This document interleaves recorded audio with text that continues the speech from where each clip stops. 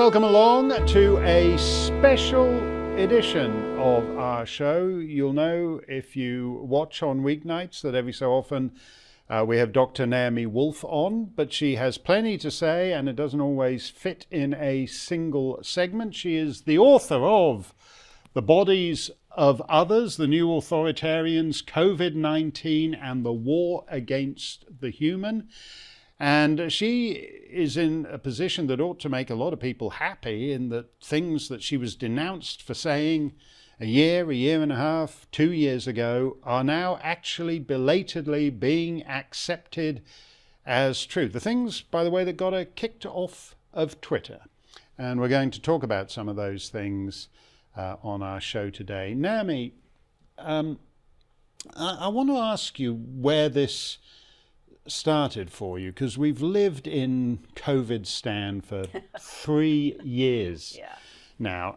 And when at the end of 2019, I started hearing all this stuff coming out of China, I assumed the Chinese were lying, as they did about the last coronavirus, SARS, which killed a lot of people in my hometown, Toronto. So I just automatically assumed, the Chinese are lying about everything, and that's that, and it'll be no big deal once you understand the Chinese lie, because that's what the Chinese Communist Party does. But I didn't realize it was a big global transformative event. When did you start thinking as you do now about it? Yeah, great question, Mark. Well, I was well prepared to recognize a massive bid for tyranny, because I'd written a book in 2008 during the Bush era called The End of America, which looked at what was happening then in terms of assaults on liberty, and looked back in history at times and places when there was a coup, or when a group of bad actors did try to suppress a democracy. So I looked back at Mussolini's Italy. I looked at, of course, the early years of the Nazi regime. I looked at East Germany in the 50s, China in the 80s, Chile. And what was clear is that there's a map that would-be tyrants use, a game plan, effectively. And it's got 10 steps, essentially. And so I knew what step 10 was, and step 10 is emergency law, or the declaration of martial law, the end of the rule of law. And so I was living in New York State, and our then Governor Cuomo kept extending the state of emergency 30 days, 30 days, 30 days. So after 3 or 4 of these extensions, I said to my husband, we're not going to get out. They're not going to let us out without a fight. And I guess the other thing is that I was aware, from having been an advisor to a presidential campaign and to a vice president during the Clinton and Gore eras, that I was aware, from having been in those rooms where history is made, that very often there's a narrative about an emergency or a narrative about a threat, and it may or may not be true, or it may be a real threat that's hyped, like the global war on terror, in my view, was a real threat that was hyped for an agenda. And as a result, I was skeptical about the incessant fear-mongering, very early on, because I've been on the other side of that, where the political principals will choose an event or an outcome, and then they'll hand it over to the message guys and say, tell a story to the people to get us to this outcome.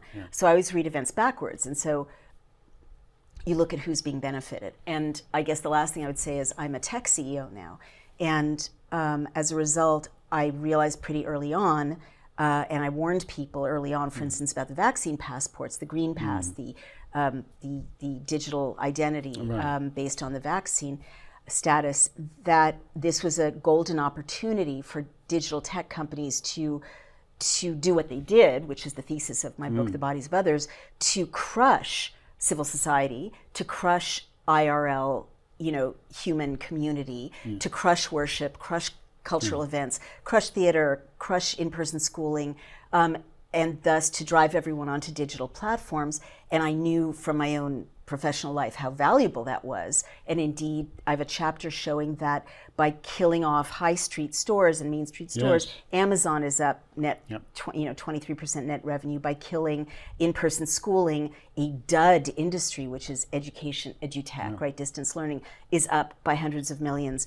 By killing restaurants, home meal kits, which barely existed. They were another loser industry, are minting money, and by killing playing in the street, Nintendo, which was a dying brand, Right. is up 23% net revenue, and this is like across the board. So this is the world that big tech wants, and that the other bad actors I identify in the bodies of others, World Economic Forum, of course, the Bill and Melinda Gates Foundation, and other bad nonprofits, the WHO.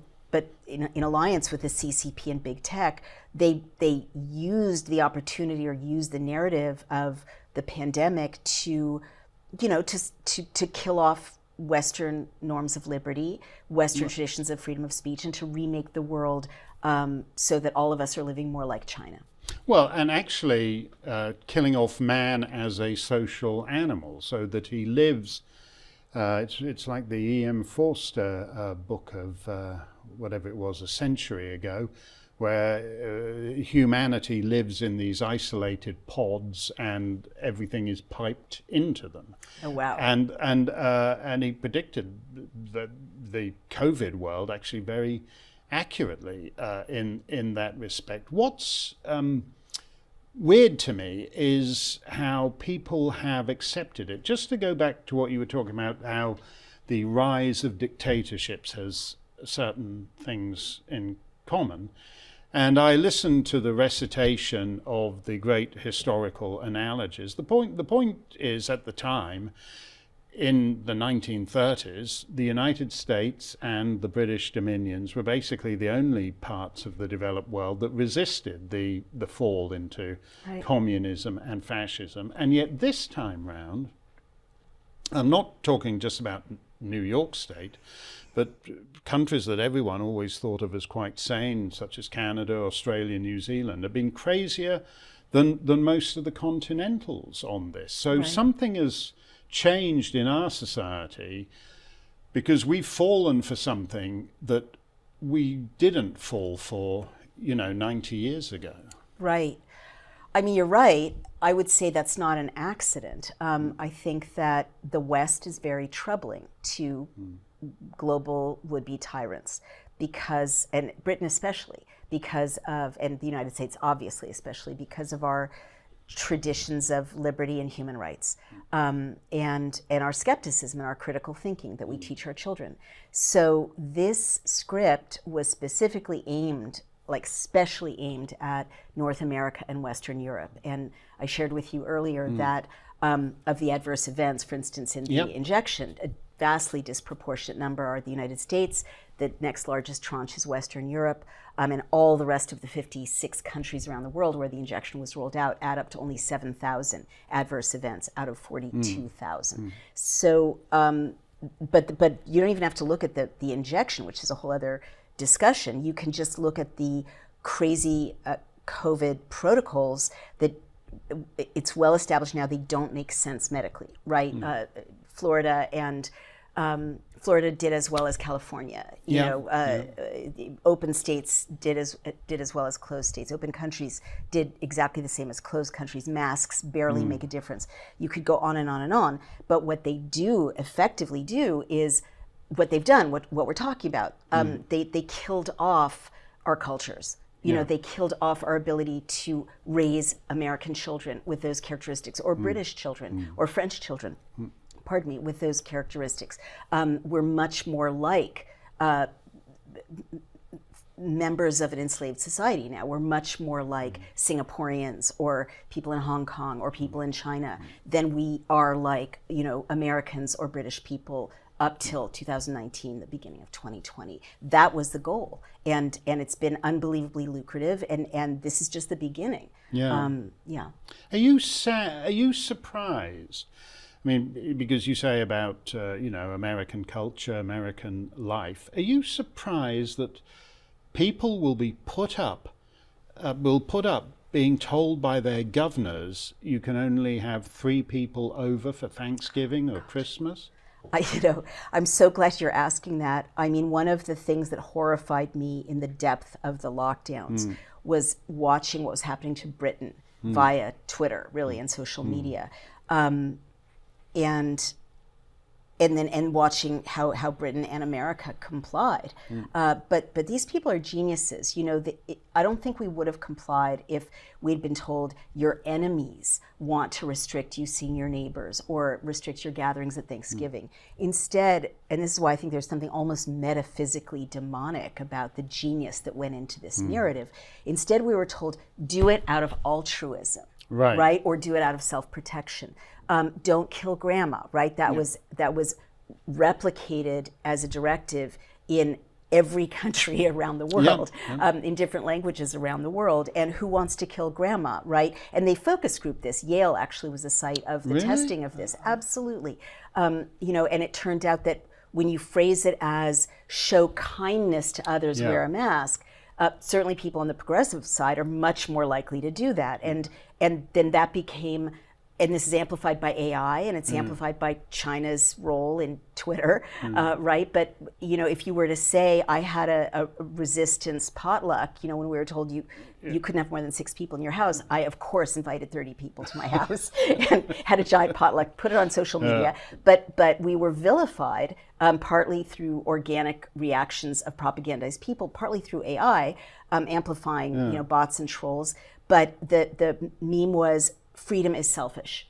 Individuality is selfish. Certainly in the United States, that was the message. So it's genius because, you get people to believe they're protecting their kids, protecting their families.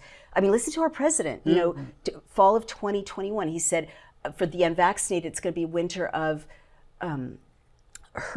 death and disease for yourselves, your loved ones, and the hospitals you'll soon overrun.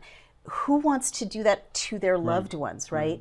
So it's brilliant, but the net effect was people did comply because they thought they were doing the right thing, and they still are doing it. But what's amazing about that, the whole don't kill grandma messaging, is that at the same time, basically the state and the public health institutions were killing grandma on an industrial scale. They were warehousing grandma.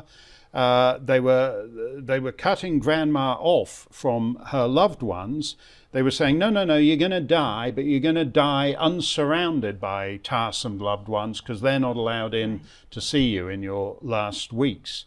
And I'm slightly astonished they were able to pull that off, because occasionally people posted plaintive photographs of, they'd go along to the institution and there's grandma behind the glass and there's her grandkids reaching up the hand. I mean, what is this? People put up with being told, you got to die alone, nobody can get in and see you. Yeah, I mean, what is it? Well, first, when the reckoning and the accounting is finally done, we are going to see that there was euthanizing of elderly people at an industrial scale throughout Western Europe. Dr. Peter McCullough, one of the brave dissident doctors, has said that the Nordic countries were essentially creating conditions that would lead the elderly to die. And there's evidence that the protocol of remdesivir in the United States, which causes kidney failure, I believe, and other harms. But also reports are surfacing of people's loved ones being kept from having food and water for 3 days, and isolated, no one there to advocate for them. Which is the one thing in any kind of hospital, doesn't matter what country on earth it is, if you're sick, you need an advocate. So banning family and friends actually changes the relationship between you and the hospital. Absolutely, and in the United States, there's also evidence emerging that hospitals got a premium for COVID deaths. And in fact, Dr. Henry Ely and 2 state senators, Senator Linthicum and Senator Thatcher of Oregon, have filed a to date successful grand jury petition against CDC for moving COVID deaths to the cause of death, thus inflating the numbers of COVID deaths. But there's this perverse incentivizing of people dying in hospital. But to your point, why did we put up with it? I mean, look, Mark, there's no excuse, right? I will never forgive people who went along with this, and some of them are people I love very dearly. But I've witnessed, like, my loved ones, I'm not going to name names, they're right on, highly educated psychologists, journalists, editors, upper management, every kind of credential, and they went along with all of it, right? They asked no questions. And I guess when you say why, vast amounts of money were flowing to civil society institutions to create these outcomes, these incentives, right? But there were also punishments. So look at you and look at me, right? I got deplatformed from Twitter for, not even not going along with it very dramatically, just engaging in journalism. Yeah. And I wasn't just deplatformed, but it turned out that the CDC and the White House were colluding with Twitter to smear my reputation. Yep. So there were consequences. I had investors pull out of my business. Yep. My career's turned upside down. I talked to a completely different audience than the one I've talked to for 35 years. Just let me ask you about that, Naomi, because I find that I remember when we were talking, I think, on Fox a year or two back, and I asked you about how it felt to have been on the left and basically to have been shunted, faute de mieux, over to the right. Yeah. And you slightly disagreed with me at that point because you said, this is a movement that has all kinds of people from all kinds of spots. Right. But it's not. It doesn't. Really. It's like, and I don't quite get it, but I think it's actually more extreme in a way in the US than anywhere else, is that somehow resistance to the COVID regime became a right-wing thing, right. Even under President Trump. Yeah. And why is that? Well, that's a fantastic question. But just to wrap up, if you don't mind, what I was saying before, and then I'll go to this.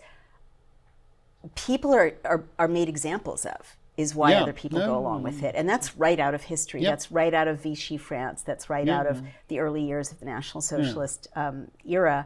And you're facing backlash from regulatory authorities in Britain. No, that's true. I'm like Peter McCullough says that the credentials are being erased from his name institutionally. Yep. People doing what we're doing, just telling the truth and being professionals the way we always have been, are facing things like lawfare, like serious legal bills just to defend their reputations or to hang on to their medical licenses. Doctors are being threatened with being delicensed. Yep. So there are a lot of, and then there's the ostracism, right? Yes. And this was genius too, like just expel them. And if you hang out with them, or if you say, I'm not going to take that booster, you won't be invited to the bridge party, or your child won't get to go to that play date. And so people are terrified, on an animal level of ostracism. So those are some reasons that people complied. It doesn't excuse anything.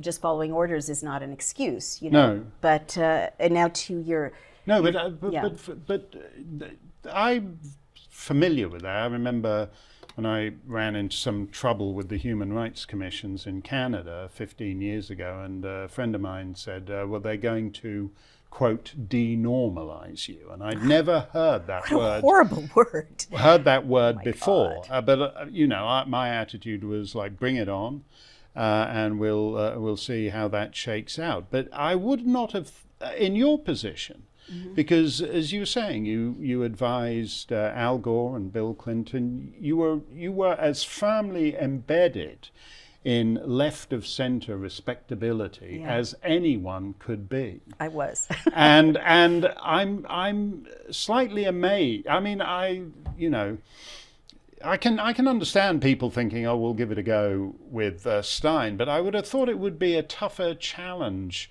with you. Are you surprised that they figured they could pull that off?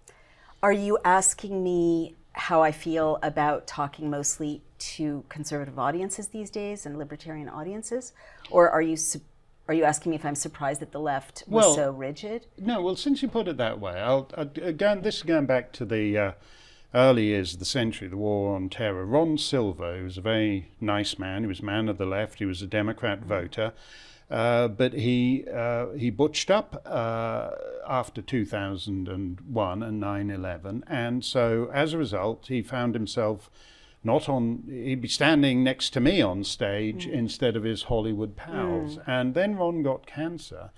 And the last conversation I had with him, he was going on about how lonely he felt because the people he'd invested his entire life in didn't want to know him. And he said to me, I'll never forget this, he said to me, I'd just like to go home. And I've heard variations on that from, the Charlie Hebdo cartoonist types in Europe and from others. And there is a sense of loss, isn't there, when the identity you thought you had is taken away from you. Well, yeah, I understand what you're saying. I don't feel that the identity I thought I had was taken away from me because I have myself and my conscience, and I actually believe in God, and that I'm going to have to answer for myself someday. So there's no other thing I could do than keep telling the truth. And then when I, found out people's lives were at stake, I have to keep talking about that. But the identities of people around me were shockingly different than I thought they were, and that's I mourn that every day.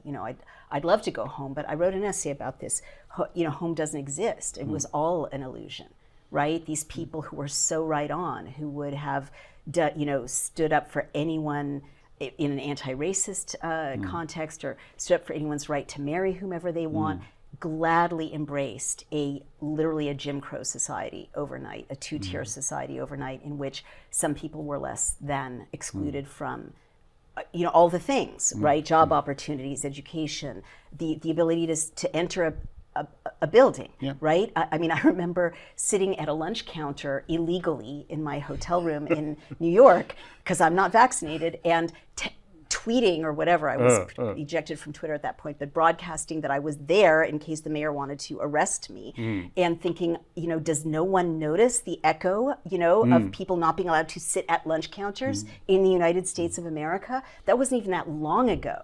And there we were, completely reproducing a two-tier society. So the grief is that people whom I had respected and believed in, and institutions that I believed in, journalism, right? Science, medicine, universities, the whole apparatus of Western civilization, and also, people I respected, colleagues, they turned out to be craven or monsters or barbarians or willing to embrace theological nonsense. Yeah.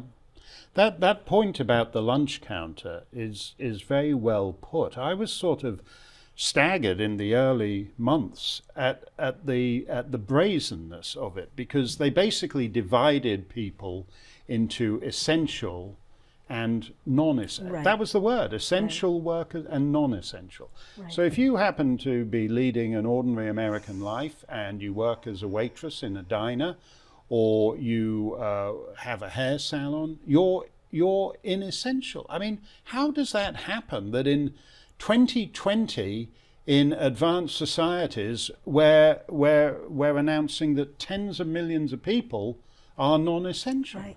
Well, you're really onto something, because what I do go into in detail in The Bodies of Others is how overnight we Western cultures, with our own unique histories, embraced and accepted really Chinese Communist Party style language and behavior, stand this far apart from each other, social distancing. Even the language is Orwellian, and it's not American, and it's not British language, right?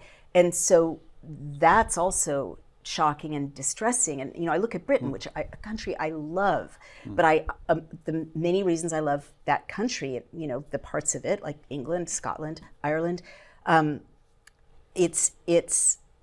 Do I need to say that again? Did I get that wrong? No, that's no, you don't. Come on, we're talking about big things here. You chippy Irish nationalists can go along with that. Okay. The Welsh have a right to be annoyed because she left you guys out entirely, but the Irish have nothing to complain about. Moving right along. I love that country, in all of its parts, among other reasons, because it is the birthplace of liberties that we inherit in the West. And from the Magna Carta, due process, to the idea of freedom of speech, John Milton, Aeropagitica, and to me, so it's shocking to see the British just give that up. But it's shocking to see Americans just give up the idea of America and give up on the idea of equality, or no, you don't have a right to tell me how many people can be in my home because the Constitution says you have no right. And the other thing I just want to say about that is how shocked I am, but I guess I shouldn't be, that people haven't read novels. Right? Like, I'm blessed in a way because I'm an English literature. Your dad, I think. My dad was a writer and an English professor, and I got a degree in English literature from Oxford. But I've read books about, the last 300 years. So I know perfectly well that there have been far worse waves of disease, waves of disease. In the 1840s, typhus and cholera inundated Britain. People were dropping dead, and that didn't stop Robert Browning from going to London. Tuberculosis basically motored a century of English literature. Absolutely correct. And this is kind of similar to that. People didn't just say, "Oh, I've got a touch of consumption." So I'm not going to go out into the world again. Well, right. Or if they did, it was an individual decision. There were sanatoria, right? Thomas Mann and so on, and Orwell and so many genius tubercular writers. But never, ever, ever, ever did we close down economies ever, no matter how bad the disease was. Yellow fever in Philadelphia at the end of the 18th century. The Spanish flu, so much worse. The AIDS crisis, so much worse. Never did we say we're going to quarantine HIV positive people. We're going to make sure they don't interact with non-HIV positive people. People floated those ideas, and they were rightly shut down as disgusting bigots who were opposed to basic civil liberties. And the other thing that people somehow didn't realize is that never in the West, except in places like the Warsaw Ghetto, right, by the Nazis, have people been restricted, unless, yes, Native Americans on reservations, yes, Jim Crow laws, in the South, but always history shows us that when you restrict people's movement, it's preparatory to stealing their assets, right? Recreating them as second-class citizens. But North Korea, they restrict people's movements. They restrict people's assembly. China, they restrict people's assembly. So, where were the voices in the West saying, we're Westerners, we don't do that, we don't do that? Yeah, that's really interesting. You've been talking about, they did this for that reason, they did this for that. Who do you think? Because with the exception of the government of Sweden and the governor of Florida, everybody and I think Belarus at one point, but basically everybody instantly decided in nothing flat they were all going to do the same thing. Who is behind that weird unanimity? Well, sadly, we now have answers, and my book traces a number of the bad actors, and I mentioned some of them, but this is literally how it happened. And Politico had a really important article about this in partnership with the German magazine Die Welt. So there were 4 bad nonprofits: Bill and Melinda Gates Foundation, the Welcome nonprofit, and 2 others. And Gavi is one of them, and they aligned with the World Health Organization. And again, China and Bill Gates are 2 of the biggest funders of the World Health Organization. And they stepped in above the level of nation states to dictate what the COVID response should be, all the way down to, the language used, the messaging. And they also dumped money into buying off basically our elected officials, but also buying off our civil societies down to the local level. So our school unions, our teachers unions, all the way down to local public school board officials, and they militarized basically what had been civil society entities, so that all these powers were given to HHS and all the way down to local boards of health and state level boards of health. And they did that in country after country. But they also poured millions of dollars into the media. As you're on the you're having the brunt of it, I'm having the brunt of it, but $55 million from the Bill and Melinda Gates Foundation to the BBC. Yep. And it's vaccine confidence. It's the whole COVID narrative, even before the vaccines were rolled out. Stay at home, we're stronger together. All of these disgustingly focus grouped phrases like glorifying lockdown and sentimentalizing the hand, reaching the hand across the glass, Yes. this image reproduced everywhere. So they pumped money. The Guardian. I used to be a columnist for The Guardian. Yes. They took the money, right? And in the world of media, as you know, very thin margins of profitability allow entities to survive. So they're dumping millions of dollars into the media and PR, right? They took the money. And then the CARES Act in the United States took $1 billion to feed into not just news outlets for COVID education, but also little tiny trusted messengers, little tiny like Korean dance troupe groups in the South Bronx, churches and synagogues. So they bought up our entire civil society, and that's how they did it. And you almost have to admire the kind of discipline.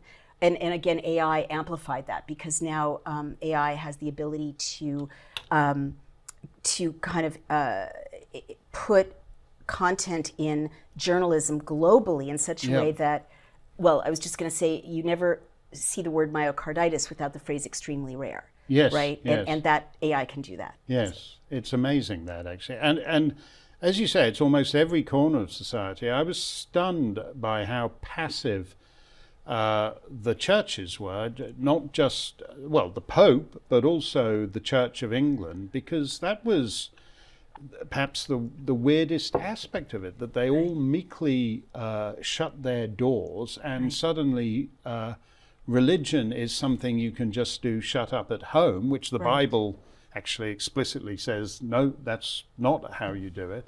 Right. So it's almost as if it was an organized attack. They didn't just do it through government, but they took as you were saying, it's just every other major lever of society. Absolutely. And specifically the institutions and the communities that give us strength as individuals and would otherwise lead us to resist an all-encompassing materialist, basically communist / big tech oligarchy, right? Let's just look at religion. I mean, this is the argument of the bodies of others. When they shut down worship, and they did it systematically. I mean, my synagogue in Great Barrington broke up with me because they're like, you're not a good fit.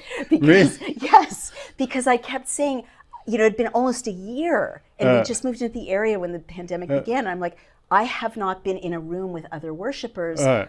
So I'm like, can we worship in the parking lot? Those of us who want to, they're like, no, you can't worship in the parking lot. Heretic alert. Apostate. Right? Yeah. Totally. And then finally I said to the rabbis, if someone wanted spiritual connection and I was a rabbi, I would meet with them in a I would meet with them in a bus shelter. Like, what is this? But they were using a script, not until Purim, not until Passover, not until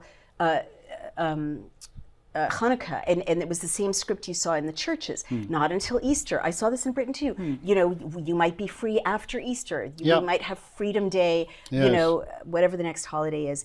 And then they took the money. Right? I mean, there are literally public health officials or epidemiologists now sitting on the boards of synagogues that are still closed 2.5 years later.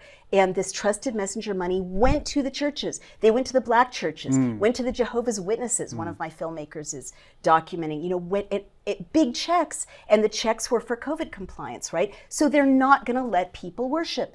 And worse than that, and I'm almost done with this rant, but it's a really important one. The Catholic Church, I mean, fine, I put out on Twitter, when I was still on Twitter, my synagogue won't let me worship. I don't care where I go. I want to be with God and other people who want to be with God. Who will take me in? I'll go to a Catholic church. I went I checked in up the road. They were segregating vaccinated from unvaccinated in church and not letting the unvaccinated have the kiss of peace. Or they were socially distancing the unvaccinated in a Catholic church. So my point is the targeting, like my people have survived 4,000 years, more than 4,000 years. Every kind of adversity, Jewish people, and our traditions have survived and our culture has survived. But in in less than 3 years, we were dissolved, not by Nazis, not by the Inquisition, but by COVID money, right? Aimed at dissolving our culture. So there is no Jewish community anymore where I live. It's gone, and there is no Jewish culture. If you have a bat mitzvah on Zoom, that is not a real bat mitzvah. No, and it's going to be over. But more to the point, going to the message of Jesus, right, which is all about inclusion. That's what was so radical about Jesus. Everyone can sit at my table. The prostitutes, the taxpayers, the rich people sit together at one table, and in less than 3 years, they managed to kill off the message of Jesus. Well, and I think that was the intention. Well, it's interesting. I mean, I loathe Zoom. I certainly wouldn't want to worship via Zoom. I certainly wouldn't want to have a medical appointment via Zoom. That's why there's all these people now who've got stage 4 cancer, because when it was still stage 1 and stage 2, they were dealing with doctors via Zoom. But it's the small pleasures of life too. I can't bear to listen to, for example, a chamber orchestra playing in separate Zoom boxes, because they don't sound like they're all too isolated. Yeah, people are. They say, tune in tonight, and we've got actually a full symphony orchestra, and we're all going to be playing in our separate little Zoom boxes in our rooms. And so you got a cello over here, and you got a viola over here, and they sound like complete rubbish. Is this like because the acoustic is horrible? Because they're all socially distant, so they're not. It's not the sound of an ensemble. Is this like a government orchestra, or is this like BBC? No, these are just about. it's really cool, which maybe it was for 10 minutes in March 2020. Right. But I'm also shocked. Van Morrison and Eric Clapton, who were beloved for years, and they suddenly start saying, well, we think music, we don't want to play this antiseptic Zoom box music. We'd like to be in a theater with a big crowd. Right. And instantly Eric Clapton, he's crap. Van Morrison's a madman. I mean, it's like we're going back to this is what they want for us, right? Yeah. They don't want us to be empowered the way human beings are empowered in a giant auditorium. I mean, my book starts with being at the South Bank Center on March 8th of 2020. And it was like thousands of people, and it was cultural, and it was, empowering. There's nothing like that. Human beings get strength from each other. Yep. That's the world they want to have gone forever. That's the world they want. We still remember it. Our kids are not going to remember it if we don't fight back against this insanity. But that is what empowers them. First of all, when you're all driven to watch digitally, tech companies can harvest your data, right? But second of all, and also monitor you, right? But in addition to that, these are the places, I call this the analog world, physical books, in-person cultural events, in-person schooling, as I mentioned. These are things humans have always done. They define us as humans. And I actually think AI was involved in the targeting, because it's like if you ask a machine, what makes a person human? Cultural events, worship, music, right?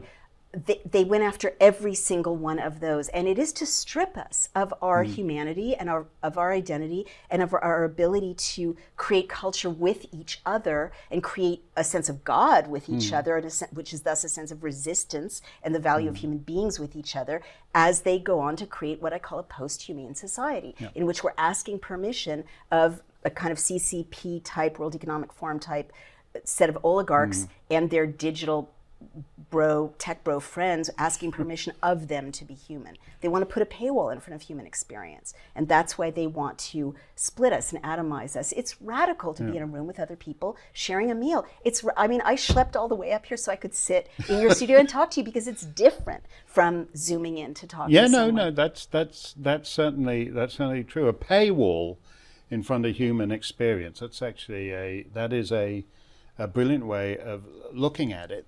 Then what happened after they'd got us sort of accustomed to this? Well, before we get to that, let me ask you this about two of the strange figures who went along with this, and that was President Trump. I know you didn't vote for him, and Boris Johnson, my old chum over on the other side of the Atlantic from Mr. Trump. And they were the two kind of guys you would have thought would just, as Boris has said to me about all kinds of things, this is total bollocks, isn't it? And that was his first instinct. Oh, he looked at northern Italy and he thought, let's just let it rip. That was Trump's instinct. And then they got suckered into the 15 days to flatten the curve that never ended. How does that happen, that the leaders of two G7 nations whose instincts tell them we don't want to go along with all this wind up being suckered into going along with it? I don't have all the answers to that because, I was not in those rooms and there's no evidence of how the pressure was communicated or what the relationships were. But this is, first what I will say is that vast sums, I keep saying this, are going to people who comply, right? And being, no disrespect to the people of Britain or the people of America, but being President of the United States or being, Prime Minister of Britain is not the most powerful or lucrative thing you can be in this world, right? And I actually think, I didn't vote for him, but in retrospect, I think President Trump tried really hard to keep America free. And he did the right thing in saying this is a decision to be made by the states. But there are entities above the heads of nation states, and they're trying to dissolve nation states, for sure, open borders, dissolve national identities.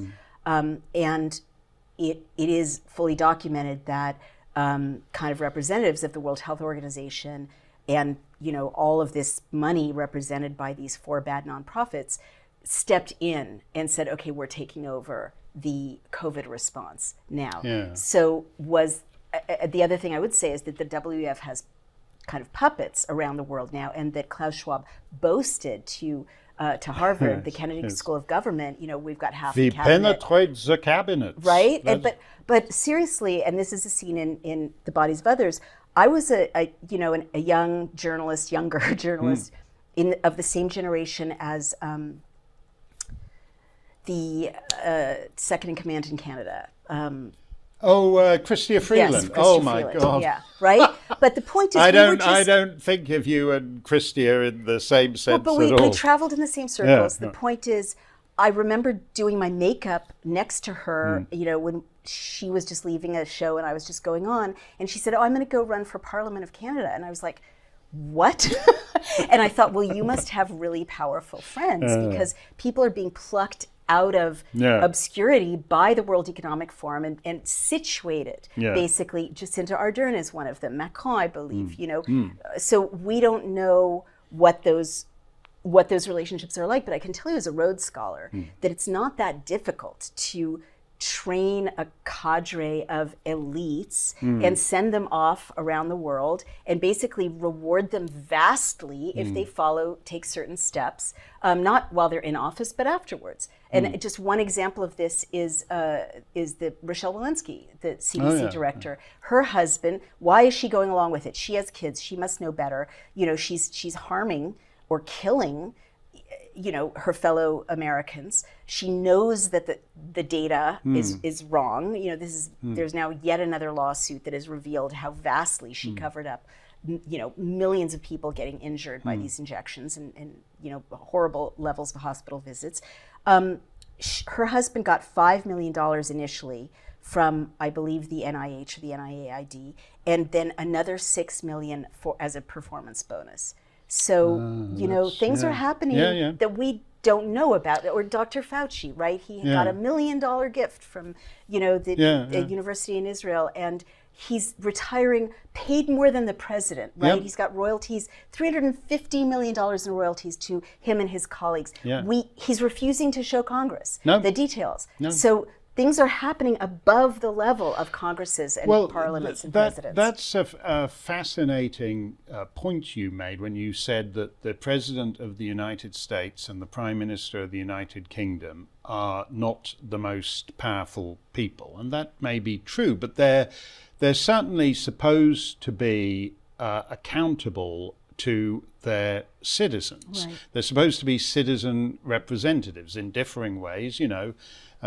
In your country, they spend 2 years basically electing the president.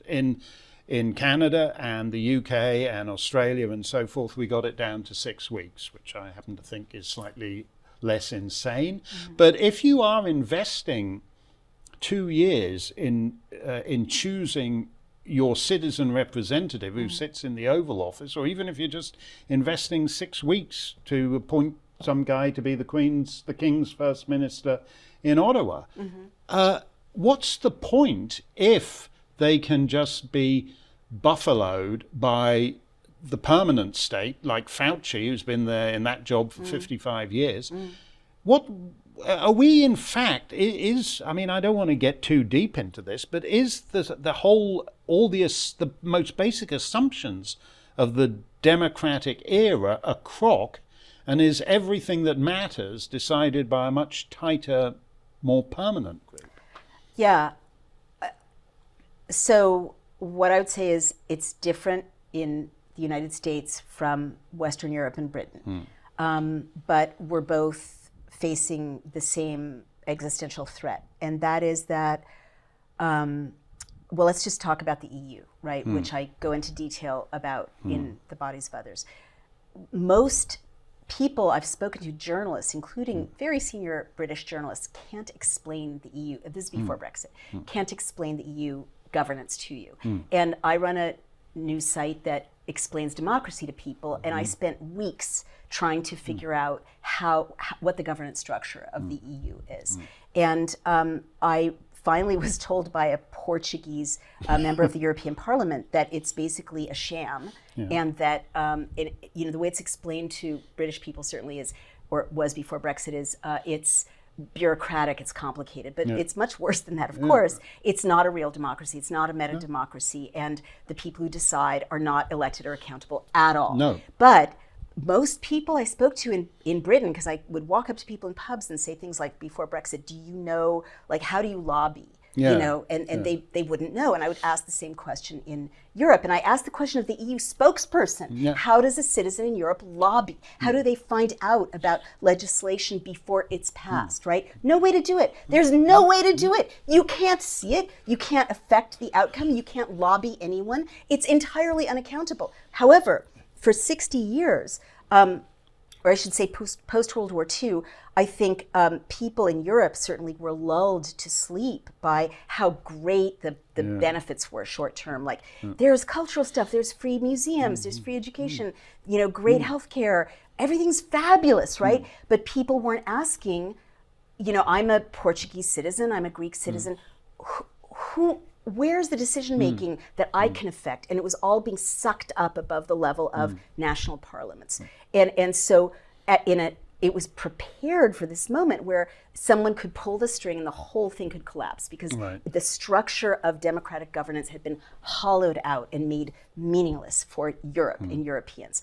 So, Britain obviously is in a somewhat different situation, but most people in Britain don't know how to lobby. They're a member of parliament and really can't very effectively. I mean, I remember I was invited by a member of parliament to sit in the House of Parliament, and I was just trying to take notes, and I was forbidden from taking notes with a pencil, right? So how can the people of Britain really know what's going on, right? It's tightly controlled, and you can't easily just make a meeting with your member of parliament and say, look, I've got 50 people and we want you to vote this way or that way. It's very difficult. Another thing, I mean, I'm getting really nerdy now, but I looked at your legislative database. What's coming up in parliament? Can you read it? Can you see it? You can't. You have to know not the theme, or the subject matter. You have to know the name of the bill in order to search for it, meaning no one who's actually a citizen of Britain can search for it, let alone take action on it.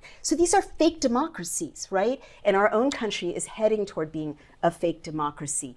But this was all done kind of behind the backs of citizens without them even understanding. Well, I should put in a word for the Westminster system, because these bills that are passed in America are 2,000 pages, so nobody I mean, that's longer.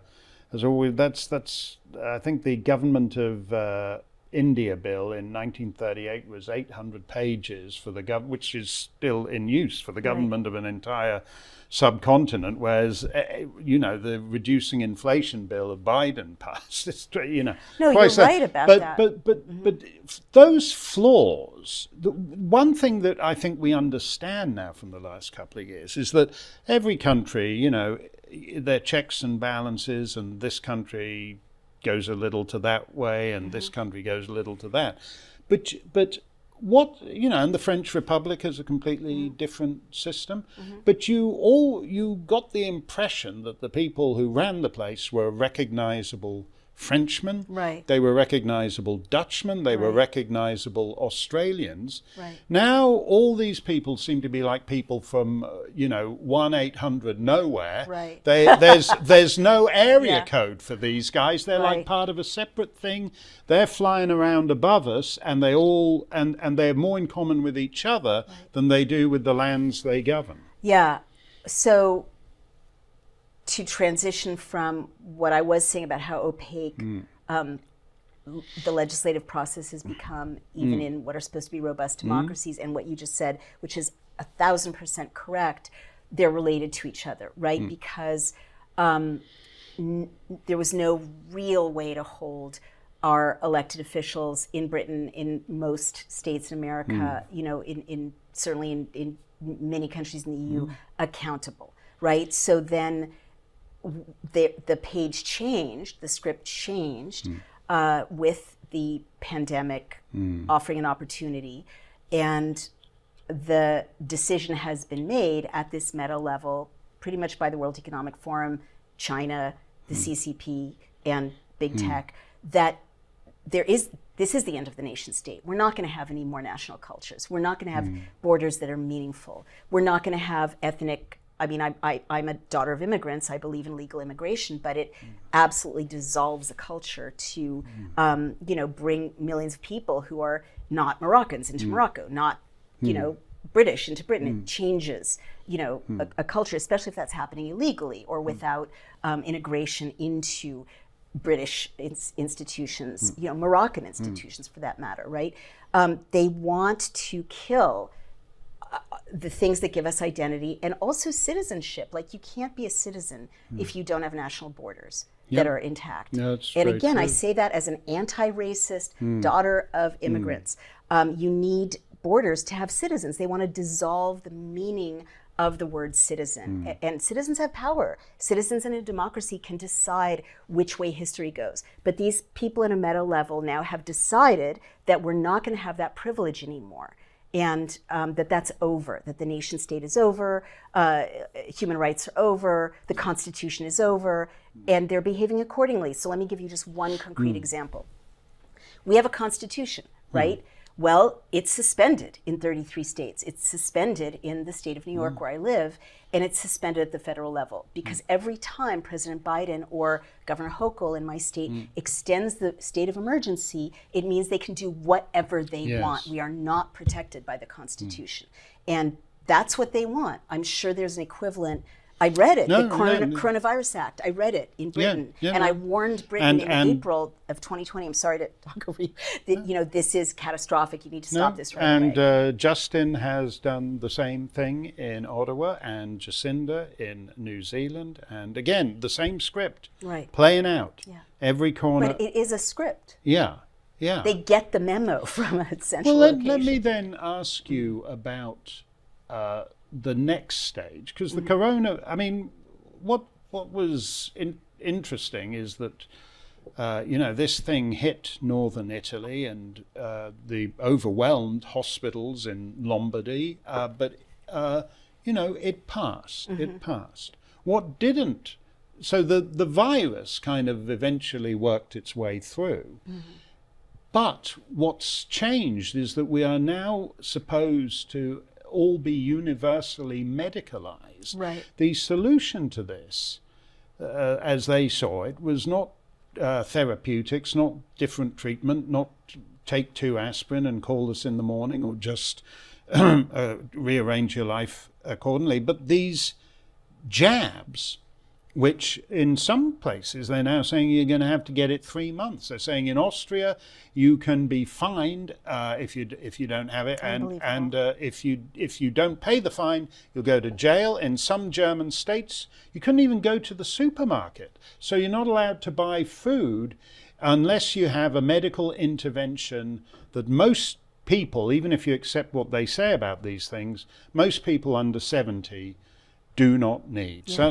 Certainly these poor kids and young men and all these other people have been. How does a one-size-fits-all solution for everybody on the planet get taken seriously? Well, here is where I very sadly have to ask you to kind of invert the reasonable frame that with which that question represents. Yeah. Yeah. That question represents a premise that unfortunately is no longer with us, that medical products are there for our well-being, and that our government officials want to support our lives and do what's best for us. Sadly, and we've spoken about this in other contexts, I have learned from my 3,500 experts who are going through the Pfizer documents that that was never the intention of these injections. Pfizer knew a month after the rollout that they didn't work, so they don't work for older people, just like they don't work for younger people in terms of stopping COVID. The Pfizer documents show massive, harm at a massive scale, like almost beggaring belief. 1,200 dead in 3 months, 4 died the day they were injected. Thousands and thousands of severe adverse events, ranging from blood clots, leg clots, lung clots, to encephalies, strokes, heart attacks, hemorrhages, neurological disorders at industrial scale. I've spoken on your show about the 360-degree reproductive harms that they represent. And I just finished a Substack, which I posted last night. Even though it's Yom Kippur, Hillel says you can work if you're saving lives. And I think this information does all of it, save lives. But the lipid nanoparticles go through every membrane in the human body, including the brain. And so, there's no way they leave the human body that we've seen. So you get a booster every 3 months. You get a booster every 3 months. You're accumulating these industrial fats in your body, covered in polyethylene glycol, which is a carcinogen. So, what if it's, I've shared with you the giant tranches of evidence that these injections are manufactured by China, with the oversight of China, with China owning the IP, and now China opening production plants in Germany, Switzerland, Boston, Massachusetts, Princeton, New Jersey, and now Worcester, Massachusetts. So China is a nation that harvests organs from their own people and locks up Uyghurs in concentration camps.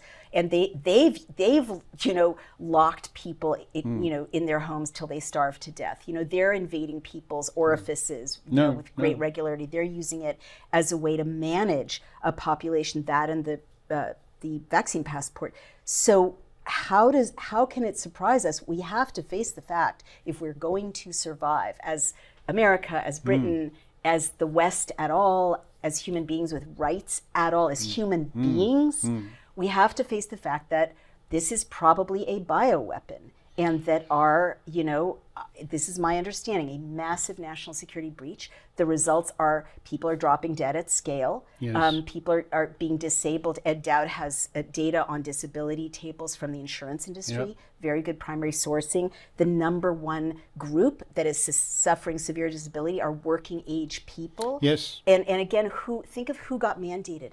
Your military and my military, right? Our police officers, our firefighters, our healthcare workers, the people. I mean, if So my husband was in military intelligence for 12 years, and I learned a lot from him about looking at things from a battle perspective. This is what you do when you're softening your enemy, when you're softening up your adversary. No, I mean, we've got falling life expectancy. The people, we've got huge excess mortality among the young and middle-aged.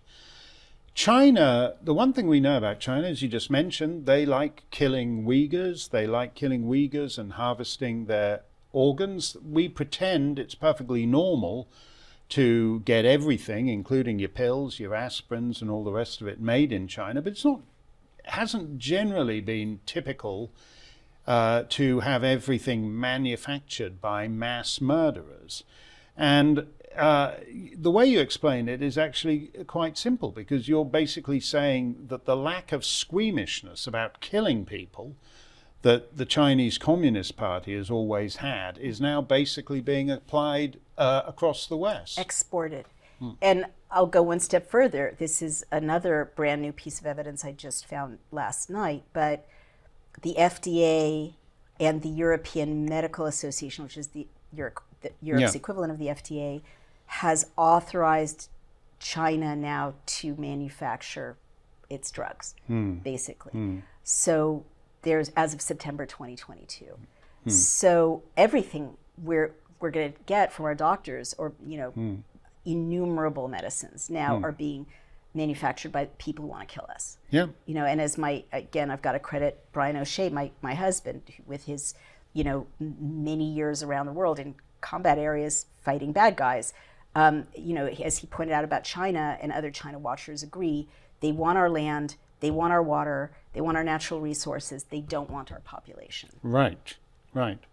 And I think if you know anything about the guys who run China, the fellows who are in power in Peking, it's certainly entirely reasonable. They're extraordinarily racist anyway, so they despise basically everybody who's not Chinese. And the idea that it would suit them if there were to be significantly fewer non-Chinese is not unreasonable at all. Why would you not? I mean, geopolitically, China has declared, it's made no secret of the fact that it wants to be the world's hegemon, the world's superpower by 2049, which is the 100th anniversary of the Chinese Communist Revolution. Why would they not exploit the unceasing flow of access that they have to being the ones manufacturing these injections? Why would they not? Why would we think they would not exploit that? And again, I told you earlier, I've learned to look at events backwards from having been a political consultant. The end result is we're dying, right? Western Europe and North America is dying. Our cultures are crippled. Our children are tiny zombies who are under-socialized, or our teenagers are depressed, our young adults are hurting themselves. Absolutely terrible. Why? How do we not look at this situation? It's like looking at a crime scene and think, did a massive national security breach of the West just take place? I think the evidence is overwhelming. What can we do? You say you're looking at it as a crime scene. This would, if that's what it was, eventually, Hercule Poirot would gather a dozen people around in the drawing room, and it would turn out to be Bill Gates working in league with Chairman Xi and Dr. Tedros, and there would be some kind of a happy ending. Is that possible here? I mean, it depends on what level you want to discuss that possibility. On a material and political level, no one's coming to save us. There are a handful of judges in the United States who have issued justice-based and humane decisions. And we're all hanging by a thread by those decisions, like the Pfizer documents. We wouldn't have them if it weren't for a judge. And for every one of those judges, there's 99 who would have ruled the other way. Right, or who are who kept masks on children, who in California are allowing kids to get injected without their parents' consent, who are about to silence doctors, and so on. In Europe, there are even fewer. you know, so even more of the judiciary is in the tank with whatever this monstrous situation is.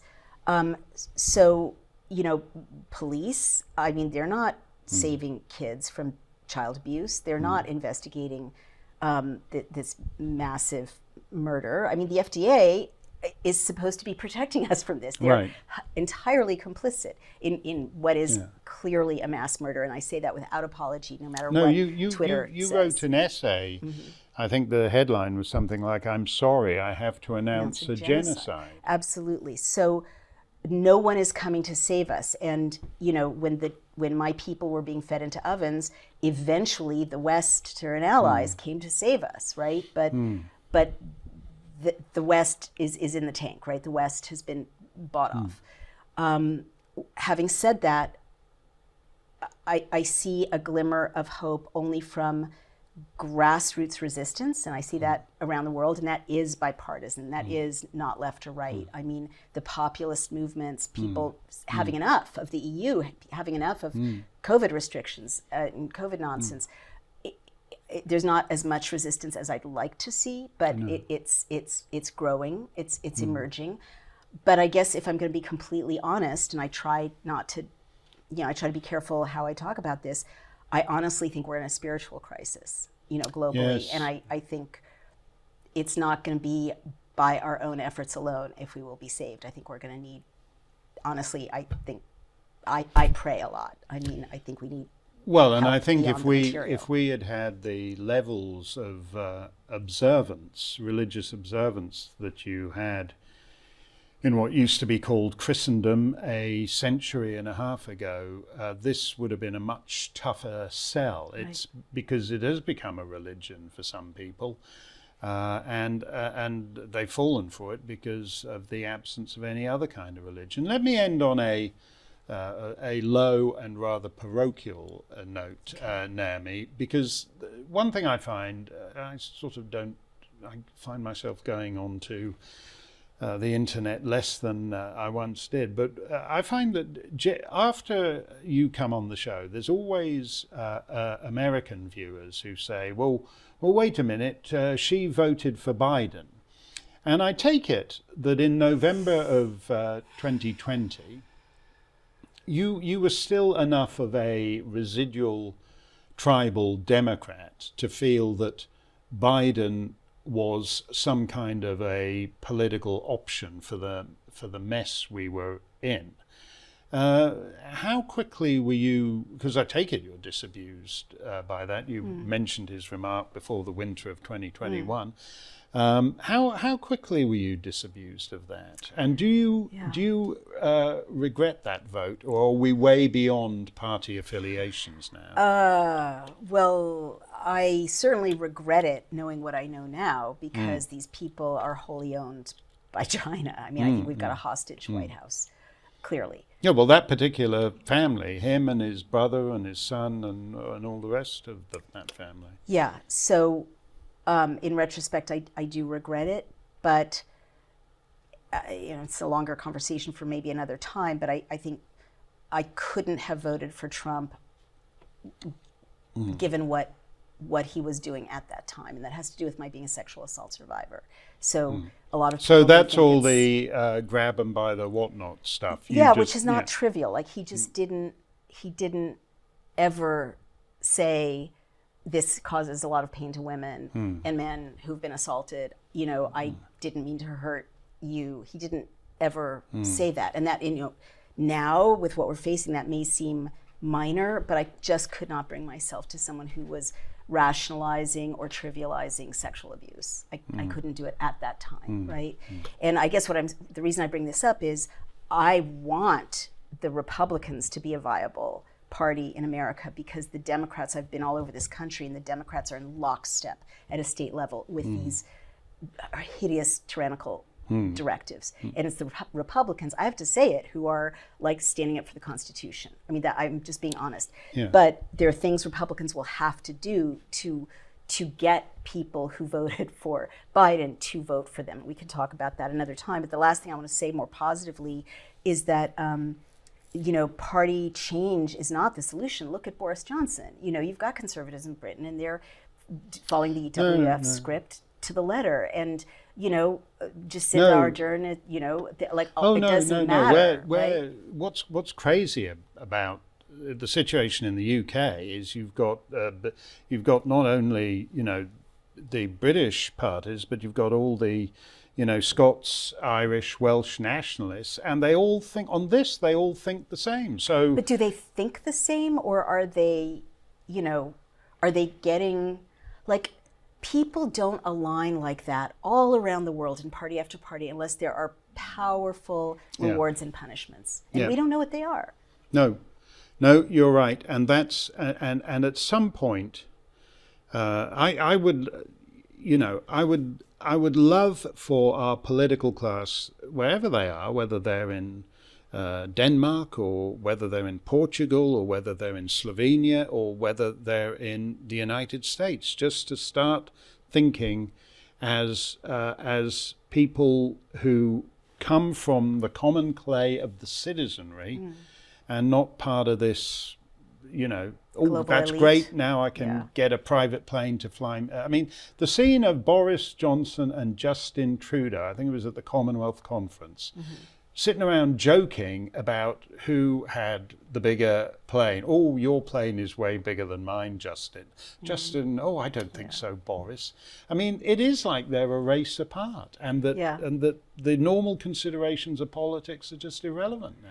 Yeah, well, having formerly been a member of that global elite till I was kicked out, I can tell you that they will never willingly do that, but that they can be made to do it if the people of country after country really rise up peacefully, demand to know how governance works, and hold their feet to the fire. And the example in my country is the election watchers. Like all these ordinary citizens are training to sit and watch every single ballot be cast. And that's a really good example of the kind of grassroots peaceful uprising I am seeing that does give me hope, because the global elites are not, there are many fewer of them than there are of the people whose lives they're hurting. So I do believe that, history shows when people rise up against tyrants, nothing can stop them. So rise up peacefully, I should that's say. right out of 1984, George Orwell. The hope is with the proles, as Mr. Orwell put it. But that's a good note on which then, Naomi, as she just said, she's been kicked out of the global elite. That's good. That's a good thing. You should put that on your business card. Right. That would be great. Thank you very much for joining us, and we will see you next time. Stay safe, stay free.